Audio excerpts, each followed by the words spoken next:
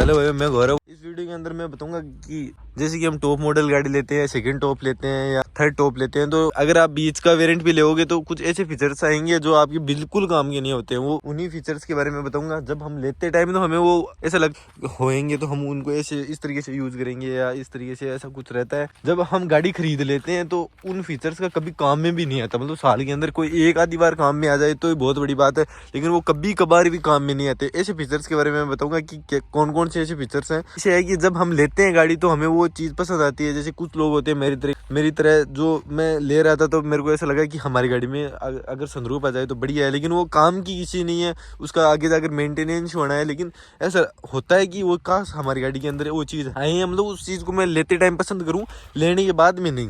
तो वही बताऊंगा कि गाड़ी के अंदर कौन कौन से यूजलेस फीचर्स होते हैं। तो नंबर 1 पर बात करूंगा, कार के अंदर वॉइस कमांड आता है जो कि बिल्कुल ही यूजलेस है मेरी नज़रों के अंदर।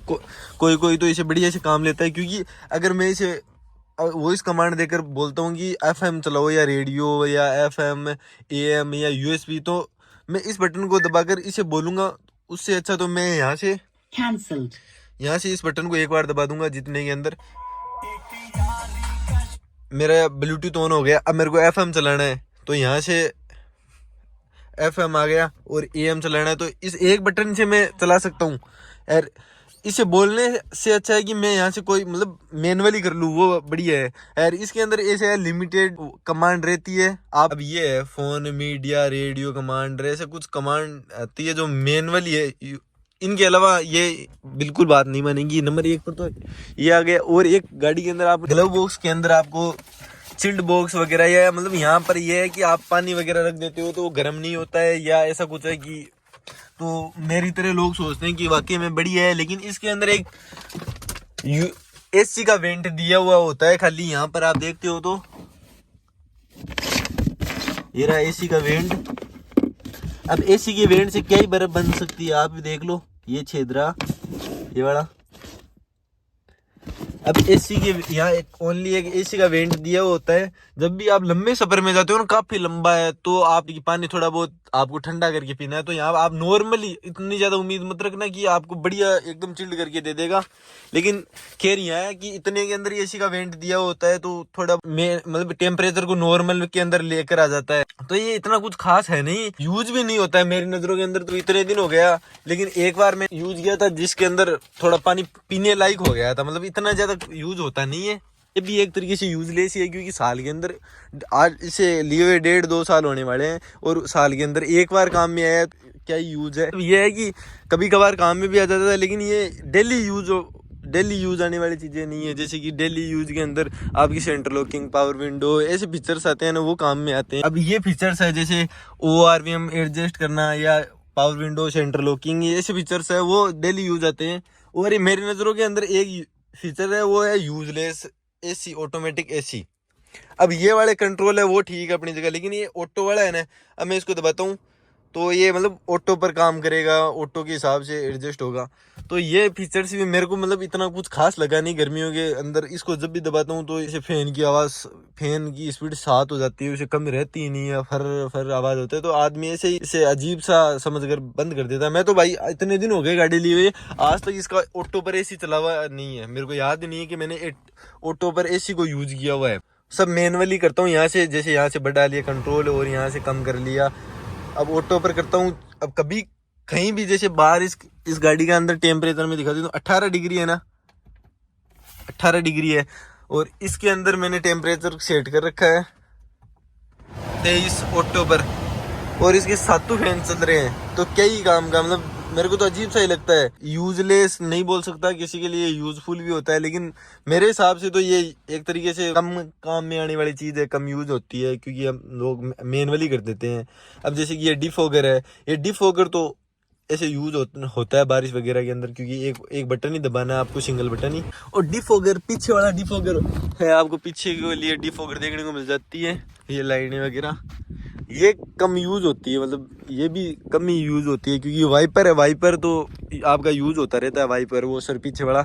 कभी कभार जैसे कभी ऐसे एरियो के अंदर आप ज़्यादा चलते हो और पीछे से पूरी मिट्टी ढक जाती है तो हम इसका यूज हो जाता है मतलब लंबे सफ़र में या कैसे मान लो ये। लेकिन ये यूज, लेकिन ये वाली चीज़ें हैं ये जैसे कि डिफॉगर वगैरह, ये मैंने याद ही नहीं है लास्ट टाइम यूज़ कब किया था। ये धुंध वगैरह के टाइम बढ़िया यूज़ होते हैं लेकिन इतना ज़्यादा यूज़ होता नहीं है डिफॉगर का, पीछे वाले का। और आगे वाले का तो होता रहता है, ये तो बढ़िया है। और एक यूजलेस फीचर्स है वो दर घटिया है सभी गाड़ियों के अंदर, चाहे आप महंगी ले लो सस्ती ले लो, वो है इसकी ऑटोमेटिक लाइट। ये जब शाम होती है आराम से रोशनी होती है, पूरी धूप निकली होती है, फिर भी है ना ऑटोमेटिक शाम के टाइम अपने आप ही चलना स्टार्ट हो जाते हैं। या हल्की सी जैसे फोग है, मतलब दूर दूर तक सही ढंग से दिख रहा है, फिर भी अपने आप ही लाइट ऑन हो जाती है। ढंग से प्रॉपर काम करती नहीं है, शाम होती नहीं है उससे पहले ये ऑन हो जाती है। मतलब एक फीचर्स ऐसा है जो है ऑटोमेटिक वाइपर बारिश के अंदर।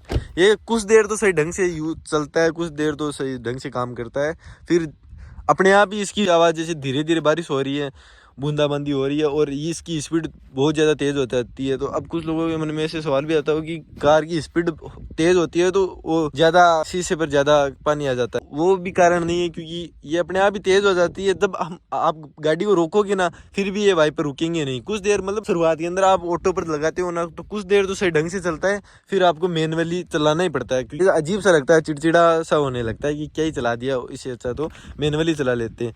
अभी ये मतलब जो आप पहली बार यूज करोगे ना, पहली बार ऑटो पर दबाओगे ना तो सही ढंग से चलेगा, लेकिन कुछ देर बाद में आने के बाद वो बंद ही करना पड़ेगा। और एक सनरूफ है जो कि इस गाड़ी के अंदर तो है नहीं, तो मैं उसके बारे में ज़्यादा बात करूंगा नहीं, लेकिन वो मेरी तरह कुछ लोगों को पसंद तो होती है लेकिन फिर आगे जाकर वो एक सरदर्दी सा बन जाता है क्योंकि वो यूज होता नहीं और मेंटेनेंस भी काफ़ी हो जाता है।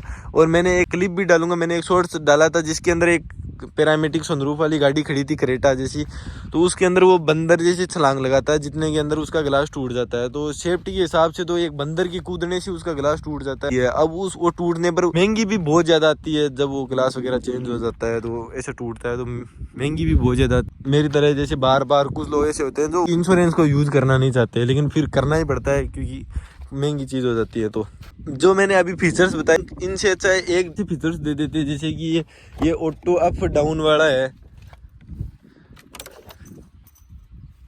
जैसे कि ये गाड़ियों के अंदर आपको इतने से के अंदर ऑटो अप नीचे नीचे जाएगा एक बटन के अंदर, लेकिन ऊपर आपको पूरी देर टिकाए रखना पड़ेगा। ऐसे फीचर्स जैसे ये वाले हैं, ये फीचर्स सारों के अंदर देने चाहिए क्योंकि ये डेली यूज होते हैं या मतलब बढ़िया चीज़ें हैं। और जैसे टायर प्रेशर वगैरह या मतलब कंपनी वाले ऐसे फीचर देते हैं जो बिल्कुल काम के नहीं होते हैं।